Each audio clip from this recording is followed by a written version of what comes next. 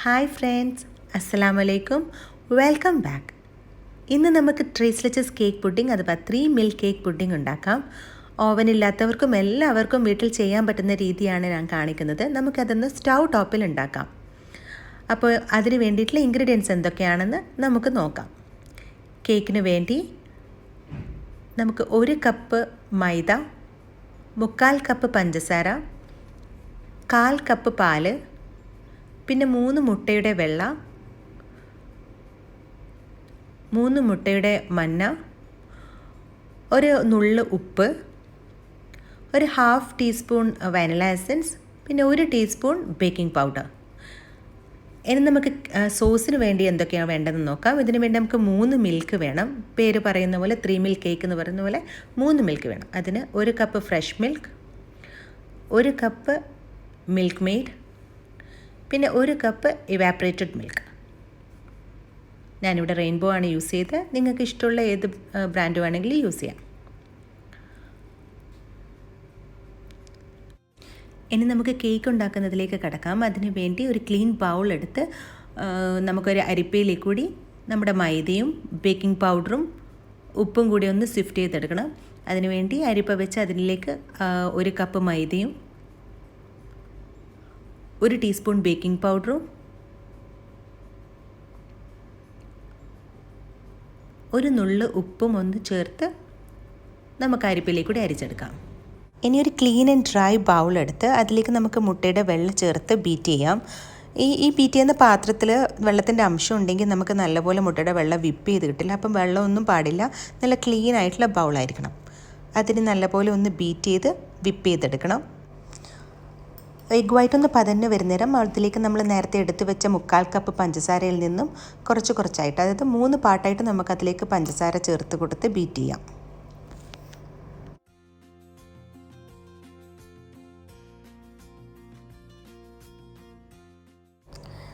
പഞ്ചസാരയ്ക്ക് അലിഞ്ഞ് മുട്ടയുടെ വെള്ളം നല്ല സ്റ്റിഫ് പീക്സ് ഫോം ചെയ്യുന്നത് വരെ ബീറ്റ് ചെയ്തെടുക്കണം. ഇത് കണ്ട ഇതുപോലെ സ്റ്റിഫായിട്ടുള്ള പീക്സ് ആയിരിക്കണം.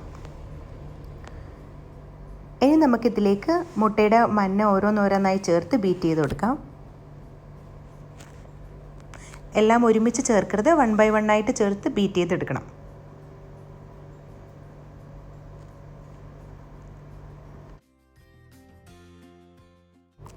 എഗ് യോക്കും വൈറ്റും ഒക്കെ നല്ലപോലെ മിക്സ് ആയിട്ടുണ്ട്. ഇനി ഇതിലേക്ക് മൈദ ആഡ് ചെയ്ത് കൊടുക്കാം. 1 കപ്പ് മൈദയാണ് നമ്മളിവിടെ യൂസ് ചെയ്യുന്നത്. അത് 3 പാർട്ടായിട്ട് നമുക്ക് ആഡ് ചെയ്ത് ലോ സ്പീഡിലൊന്ന് മിക്സ് ചെയ്തെടുക്കണം. ഹൈ സ്പീഡിൽ ഇടരുത്, ബീറ്റ് ചെയ്യൊന്നും വേണ്ട, ജസ്റ്റ് ഒന്ന് മിക്സ് ചെയ്തെടുക്കേ വേണ്ടൂ. അതായത് മൈദ ഈ മുട്ടയിലേക്ക് ഫോൾഡ് ചെയ്തെടുക്കുക. മൈദയൊക്കെ ഇതിലേക്ക് ആഡ് ചെയ്ത് കഴിഞ്ഞാൽ നമുക്ക് 1/4 കപ്പ് പാൽ ഇതിലേക്ക് ആഡ് ചെയ്തൊന്ന് മിക്സ് ചെയ്തെടുക്കാം. ഇനി ഇതിലേക്ക് വാനില എസൻസും കൂടി ചേർത്ത് മിക്സ് ചെയ്ത് മാറ്റി വെക്കാം. നമ്മുടെ കേക്ക് ബാറ്റർ ഇപ്പോൾ റെഡി ആയിട്ടുണ്ട്. നമ്മൾ ഈ കേക്ക് ഇപ്പോൾ സ്റ്റൗ ടോപ്പിലാണ് ചെയ്യുന്നത്. അതായത് എല്ലാവർക്കും, ഓവൻ ഇല്ലാത്തവർക്കും, എല്ലാവരുടെ വീട്ടിലും ഓവൻ ഉണ്ടാവണമെന്നില്ല, എല്ലാവർക്കും ചെയ്യാൻ പാകത്തിൽ സ്റ്റൗ ടോപ്പിൽ എങ്ങനെയാണ് ചെയ്യുന്നത് ഞാൻ കാണിക്കുന്നത്. വളരെ സിമ്പിളാണ്. ഇനി ഓവനുള്ള ആൾക്കാർ ഓവനിലാണ് ബേക്ക് ചെയ്യുന്നതാണെങ്കിൽ 180 ഡിഗ്രിയിൽ 25 to 30 മിനിറ്റ്സ് മിഡിൽ റാക്കിൽ വെച്ചിട്ടൊന്ന് ബേക്ക് ചെയ്തെടുക്കാം. പിന്നെ ഓവനിൽ പലരുടെയും ഓവൻ്റെ ടെമ്പറേച്ചർ ഡിഫറെൻ്റ് ആയിരിക്കും. ഓരോരുത്തരുടെ ഓവനനുസരിച്ച് നിങ്ങളത് അഡ്ജസ്റ്റ് ചെയ്തിട്ട് വെക്കാം. ഇനി ഇത് ബേക്ക് ചെയ്യാൻ വേണ്ടി നമുക്കൊരു നോൺ സ്റ്റിക്കിൻ്റെ പാൻ എടുത്ത് അടുപ്പിലേക്ക് വെക്കാം. അതൊന്ന് ചൂടായി കഴിഞ്ഞാൽ അതിലേക്ക് നമുക്കൊരല്പം ബട്ടർ തടവി കൊടുക്കാം. ഇത് അടിക്കൊന്നും പിടിക്കാതിരിക്കാൻ വേണ്ടി മാത്രമാണ്.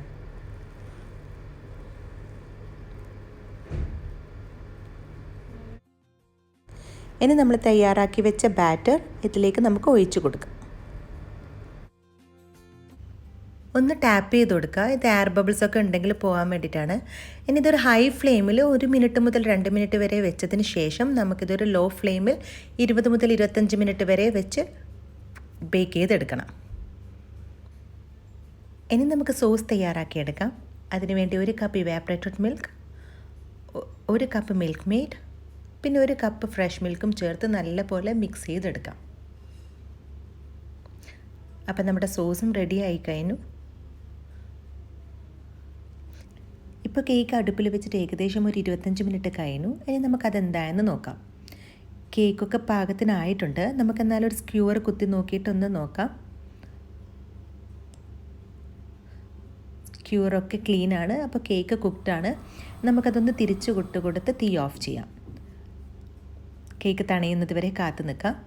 ഇനി ഒരു സെർവിങ് ബൗൾ എടുത്ത് അതിലേക്ക് നമുക്ക് കേക്ക് മാറ്റാം. കേക്ക് നല്ലപോലെ തണിയണം.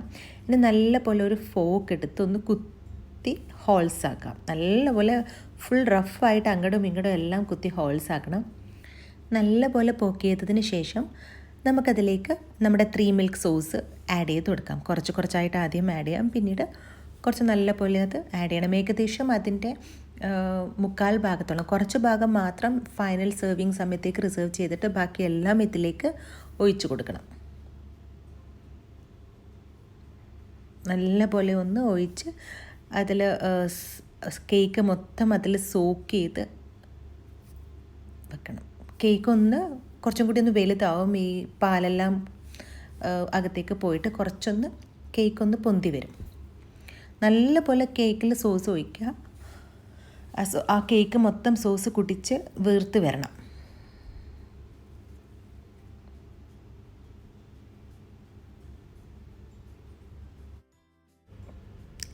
ഇനി ഇതൊന്ന് കവർ ചെയ്ത് ഒരു 2-3 മണിക്കൂറത്തേക്ക് ഫ്രിഡ്ജിൽ നല്ലപോലെ തണുക്കാൻ വെക്കാം. ഇതിൻ്റെ ടോപ്പ് ലെയറിലേക്ക് വിപ്പിംഗ് ക്രീമാണ് യൂസ് ചെയ്യുന്നത്. അപ്പോൾ അതിലേക്ക് 1 കപ്പ് വിപ്പിംഗ് ക്രീം ഒന്ന് ബീറ്റ് ചെയ്തെടുക്കാം. ഇതിലേക്ക് 1.5 ടേബിൾ സ്പൂൺ ഐസിങ് ഷുഗറും ഒരല്പം വാനില എസൻസും ചേർത്ത് നല്ല സ്റ്റിഫ് പീക്സ് ഫോം ചെയ്യുന്നത് വരെ ബീറ്റ് ചെയ്തെടുക്കുക. ഇതുപോലെ. ഇനി നമുക്ക് നല്ലപോലെ തണുത്ത കേക്ക് ഫ്രിഡ്ജിൽ നിന്ന് എടുക്കാം. നമ്മൾ ഒഴിച്ച മിൽക്കൊക്കെ കേക്ക് അബ്സോർബ് ചെയ്തിട്ടുണ്ട്. ഇത് കണ്ടോ, ഇങ്ങനെ പ്രസ് ചെയ്യുന്നതിന് പാല് പുറത്തേക്ക് വരണം. അത്രയും നല്ലപോലെ പാല് ചേർത്ത് സോക്ക് ചെയ്യണം. ബാക്കി വന്ന കുറച്ച് പാലും കൂടി നമുക്കിതിലേക്ക് ആഡ് ചെയ്ത് കൊടുക്കാം. ഇനി നമുക്ക് കേക്കിൻ്റെ മുകളിലേക്ക് വിപ്പിംഗ് ക്രീം സ്പ്രെഡ് ചെയ്ത് കൊടുക്കാം. എല്ലാ ഭാഗത്തും എത്തുന്ന പോലെ നല്ല വൃത്തിയായിട്ട് സ്പ്രെഡ് ചെയ്ത് കൊടുക്കുക. അതിന് മുകളിലായി ഒരല്പം പിസ്ത, നമുക്ക് ജസ്റ്റ് ഗാർണിഷിങ്ങിന് വേണ്ടി മാത്രം. ഇതൊന്നും നിർബന്ധമില്ല കേട്ടോ, ഇതൊക്കെ ജസ്റ്റ് ഗാർണിഷിങ്ങിന് വേണ്ടി മാത്രം ചെയ്യുന്നതാണ്.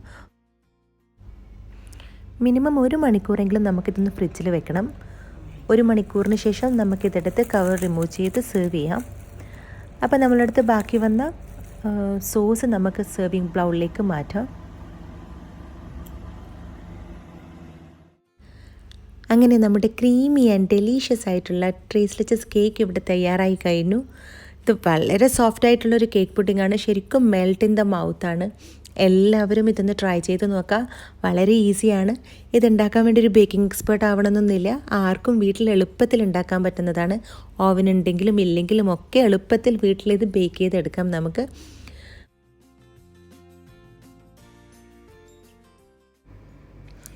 ഈ കേക്ക് പുഡിംഗ് സെർവ് ചെയ്യാൻ വേണ്ടി കട്ട് ചെയ്ത് നമ്മൾ ഇൻഡിവിജ്വൽ പോർഷൻ പ്ലേറ്റിലേക്ക് മാറ്റി അതിലേക്ക് നമുക്ക് കുറച്ച് സോസ് ഒഴിച്ച് വേണം സെർവ് ചെയ്യാൻ. അപ്പം മാത്രമേ അതിൻ്റെ ശരിക്കുമുള്ള ടേസ്റ്റ് നമുക്ക് ഫീൽ ചെയ്യാൻ പറ്റൂ.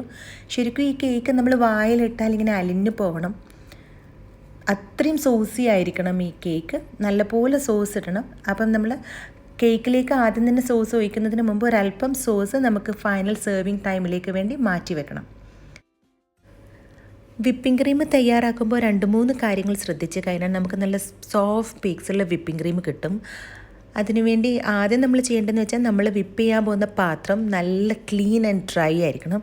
പിന്നെ വിപ്പിംഗ് ക്രീം നമ്മൾ വിപ്പ് ചെയ്യാൻ പോകുന്നതിന് ആ സമയം മാത്രമേ പുറത്തെടുക്കുള്ളൂ. ഫ്രിഡ്ജിൽ തന്നെ വെച്ച് നല്ലപോലെ തണുപ്പിക്കുക.